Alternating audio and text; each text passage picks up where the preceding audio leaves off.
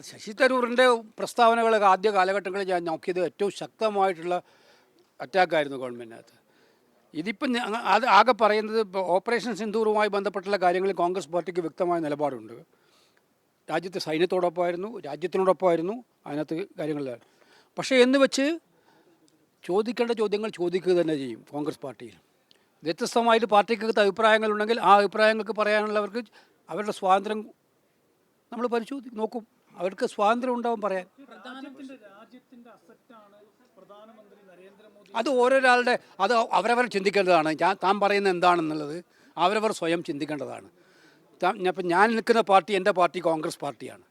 എന്നെ ജയിപ്പിക്കാൻ ആലപ്പുഴയിലെ പാവപ്പെട്ട പ്രവർത്തകർ, ആലപ്പുഴയിലെ പാവങ്ങളായിട്ടുള്ള ആളുകൾ കഠിനാധ്വാനം ചെയ്തിട്ടാണ് ഞാൻ ജയിച്ച് പാർലമെൻറ്റിലേക്ക് വരുന്നത്. അപ്പോൾ എൻ്റെ പാർട്ടിയുടെ രാഷ്ട്രീയ ആശയങ്ങൾ എന്താണെന്നുള്ളത് പാർട്ടി ആശയങ്ങളോട് എനിക്കെപ്പോഴും അഭിപ്രായ വ്യത്യാസങ്ങളുണ്ടെങ്കിൽ തീർച്ചയായിട്ടും അത് പറയാനുള്ള വേദിയുണ്ട് കോൺഗ്രസിനകത്ത്. അകത്തുണ്ട്, ചർച്ച ചെയ്യേണ്ടതാണ്. ബാക്കി കാര്യങ്ങൾ അവരവർ സ്വന്തം തീരുമാനിക്കേണ്ടതാണ്. പാർട്ടി അക്കാര്യത്തിൽ ഒരു നിബന്ധനയും ഏർപ്പെടുത്തിയിട്ടില്ല.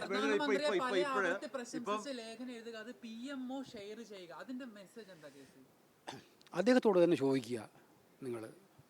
നിങ്ങൾ വളരെ ഫ്രണ്ട്ലി ആയിട്ടുള്ള ആളല്ലേ, നിങ്ങൾ ചോദിക്കുക എന്താണ് അതിന്റെ മെസ്സേജ്.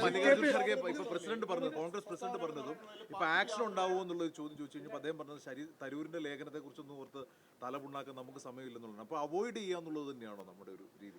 നിങ്ങൾക്ക് എന്താണ് വേണ്ടത് വെച്ചാൽ അതേപോലെ വ്യാഖ്യാനിക്കാം. കാരണം നിങ്ങൾക്ക് വേണ്ടത് കോൺഗ്രസിൽ നിന്നും ആരെങ്കിലും പിടിച്ച് പുറത്താക്കലാണോ? അല്ലല്ലോ. കോൺഗ്രസ് എല്ലാവരെയും ഉൾക്കൊള്ളുന്ന പാർട്ടിയാണ്.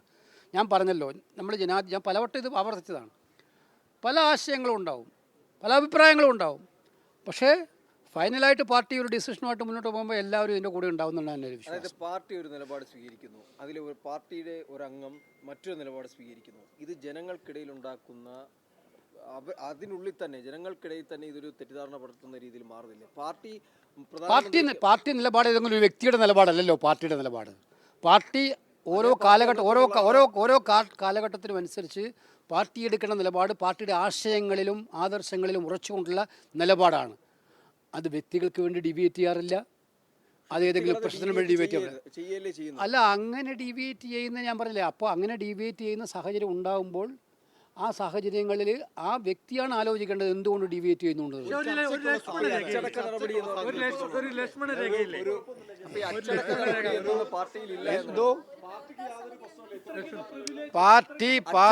പാർട്ടി വളരെ കെട്ടുറപ്പോടെ മുന്നോട്ട് പോവുകയാണ്.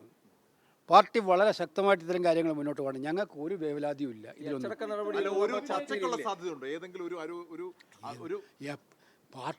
പാർട്ടിയുടെ പ്രവർത്തക സമിതി അംഗത്തിന് അംഗമായിട്ട് എപ്പോഴും ചർച്ചയുണ്ടാവില്ലേ? അതിനകത്ത് എപ്പോഴും അദ്ദേഹത്തിന് താല്പര്യം ഉണ്ടെങ്കിൽ ചർച്ചയുണ്ടാവില്ലേ? ആർക്ക്?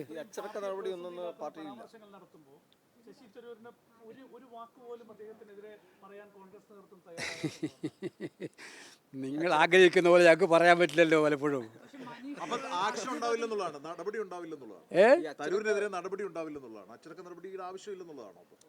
പ്രസക്തി ഇല്ലാത്ത ചോദ്യങ്ങൾ ചോദിച്ചാൽ ഞാൻ എന്ത്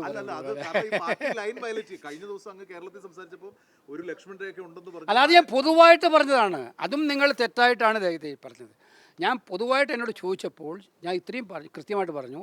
നമ്മുടെ പാർട്ടിക്കകത്ത് ഞങ്ങൾ ഒരു അഭിപ്രായം പറഞ്ഞാൽ 52 വെട്ടി നശിപ്പിക്കുന്ന പാർട്ടിയല്ല കോൺഗ്രസ് പാർട്ടി. ഞാൻ പറഞ്ഞ വാചകം അതായിരുന്നു. അഭിപ്രായം പറയാൻ സ്വാതന്ത്ര്യം എല്ലാവർക്കും ഉണ്ട്. അത് കോൺഗ്രസിൻ്റെ ഒരു ബ്യൂട്ടിയാണ്. കോൺഗ്രസിനകത്ത് വിവിധ അഭിപ്രായങ്ങളുള്ളവരുണ്ടാവും. ആ അഭിപ്രായം ഒരാൾ എതിരായിട്ട് പറഞ്ഞെന്ന് വെച്ചാൽ ഉടനെ തന്നെ അയാളെ ശരിപ്പെടുത്തി കളയുക, അയാളെ പുറത്താക്കുക. ഇതല്ല. ഞങ്ങൾ നോക്കും. എവിടെയെങ്കിലും നമ്മുടെ പാർട്ടിയുടെ ആശയങ്ങളും ആദർശങ്ങളുമായിട്ട് ഡിബേറ്റ് ചെയ്തതാണ് പറയുന്നതെങ്കിൽ അത് കറക്റ്റ് ചെയ്യുന്നുണ്ടോ, അത് കണ്ടിന്യൂസ് ആയിട്ട് മുന്നോട്ട് പോവുകയാണോ, ഇതൊക്കെ ഞങ്ങൾ നോക്കും. അങ്ങനെ നിങ്ങൾക്ക് തോന്നുന്നല്ലേന്ന്? ഞങ്ങൾക്ക് തോന്നണ്ടേ? അത് ഞങ്ങൾക്ക് തോന്നണ്ടേ? നിങ്ങൾ ഞങ്ങളുടെ പാർട്ടിയല്ലേ ഇത്? ട്രംപ് മോദി കൂടിക്കാഴ്ചയെ പ്രശംസിക്കുന്നു.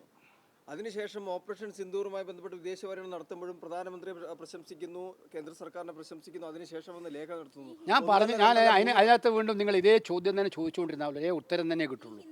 ഞാൻ നിങ്ങൾ ചോദിച്ച ചോദ്യങ്ങൾക്കെല്ലാം ഉത്തരം കൃത്യമായിട്ട് പറഞ്ഞു.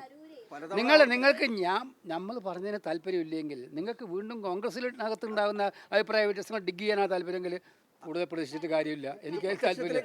ഞാൻ പറഞ്ഞ ക്ലിയറാണ്. അടിയന്തരാവസ്ഥയുടെ 50-ാം വർഷത്തെ ഓർമ്മിപ്പിച്ചുകൊണ്ടിരിക്കുന്നത് കൃത്യമായിട്ടും തങ്ങൾ കഴിഞ്ഞ 11 കൊല്ലമായി നടത്തുന്ന ഭരണഘടനാ വിരുദ്ധ പ്രവർത്തനങ്ങൾ, ജനാധിപത്യ ധ്വംസകങ്ങൾ ഉണ്ടാക്കുന്ന പ്രശ്നങ്ങളിൽ നിന്നുള്ള കുറ്റബോധം കൊണ്ടാണ്. അതാണ് ഞങ്ങൾ കൃത്യമായിട്ട് പറയുന്നത്. പ്രൈം മിനിസ്റ്ററുടെ എനർജി ഡൈനാമിസം ഇതെല്ലാം ഇന്ത്യയുടെ അസറ്റാണ് എന്നുള്ളതാണ് ശശി തരൂർ പറഞ്ഞത് നരേന്ദ്രമോദിയോട്. നിങ്ങൾ ഇത്തരം കാര്യങ്ങൾ അദ്ദേഹത്തോട് വന്നിട്ട് ചോദിക്കുക. എന്തോ നിങ്ങളിപ്പോൾ എന്നോട് കുറേ ചോദ്യങ്ങൾ ചോദിച്ചല്ലോ. ഇങ്ങനെ പറയാവോ, ഇങ്ങനെ പറയണോ, ഇങ്ങനെ പറയാവോ, അങ്ങനെ കണ്ടിന്യൂസ് ആയിട്ട് റിപ്പീറ്റ് ചെയ്യുന്നത് ശരിയാണോ എന്നൊക്കെ ചോദിച്ച കാര്യം നിങ്ങൾ അദ്ദേഹത്തോട് ചോദിക്കുക. കൃത്യമായ ഉത്തരം. ഒരു കാര്യം ചോദിച്ചോ, ഈ അപ്രഖ്യാപിത അടിയന്തരാവസ്ഥയെ പറ്റി കോൺഗ്രസ് പറയുന്നു, ഇത് തരൂർ പറയുമായിരിക്കും? നിങ്ങളെല്ലാം അവിടെ നിന്ന് കറങ്ങുകയാണോ കംപ്ലീറ്റ്? വേറെ രാജ്യത്ത് ഒരു കാര്യമില്ല പറയാൻ, ഒരു പറയാനില്ലേ. ഞാൻ പറഞ്ഞല്ലോ, ഈ പാരഡോക്സിയൽ പ്രൈം മിനിസ്റ്റർ എന്നുള്ള പുസ്തകത്തില് തരൂര് മോദിയെ അതിനിശ്ചിതമായി വിമർശിച്ച ഒരു ചരിത്രമുണ്ട്. അവിടെ നിന്ന് മാറിയാണ് ഇങ്ങോട്ട് ഇത്തരത്തിൽ പ്രൈസിംഗിലേക്ക് പോകുന്നത്. തരൂര് പ്രധാനമന്ത്രിയെ പ്രശംസിക്കുകയും അതിന് തൊട്ട് 2 ദിവസം മുന്നെയാണ് സോണിയാഗാന്ധി പ്രധാനമന്ത്രിയെ വിമർശിച്ചു എഴുതുന്നത്. അതാണ് സോണിയാഗാന്ധി അതിന് 2 ദിവസം മുമ്പ് പ്രധാനമന്ത്രി വിമർശിച്ചു എഴുതുന്നു. അതിന് 2 ദിവസം കഴിഞ്ഞിട്ട് തരൂര് പ്രധാനമന്ത്രിയെ പ്രശംസിച്ച് എഴുതുന്നു. അപ്പോൾ ഇതിൽ നിങ്ങളെയും പ്രശംസിച്ചിട്ടുണ്ടല്ലോ ചില ഘട്ടങ്ങളിൽ. അതുകൊണ്ടാണ് പറയുന്നത് അവിടെയാണ്.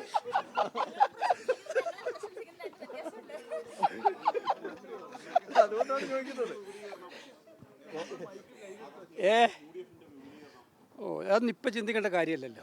ഈ അൻവറിന്റെ കാര്യത്തിൽ ഈ വി.ഡി. സതീശൻ പറഞ്ഞത് തന്നെയാണോ അടച്ചിട്ട വാതിൽ? അല്ലല്ല, ഞാൻ അത്തരം കാര്യങ്ങളൊക്കെ കോൺഗ്രസിനകത്ത് ചർച്ച ചെയ്യാൻ സംവിധാനങ്ങളുണ്ട്, ബോഡിയുണ്ട്. അത് കഴിഞ്ഞ് UDF-നകത്ത് ചർച്ച ചെയ്യുന്ന സംവിധാനമുണ്ട്. എന്ത് കാര്യങ്ങൾ, ഇത്തരം കാര്യങ്ങൾ കോൺഗ്രസിനകത്തും UDF-ലുമാണ് ചർച്ച ഉണ്ടാവുക. ഏതെങ്കിലും ഒരു വ്യക്തികൾക്ക് ഒറ്റക്കെട്ടൊക്കെ ഒരു അഭിപ്രായം പറഞ്ഞത് യാതൊരു കാര്യമില്ല. Okay, thank you.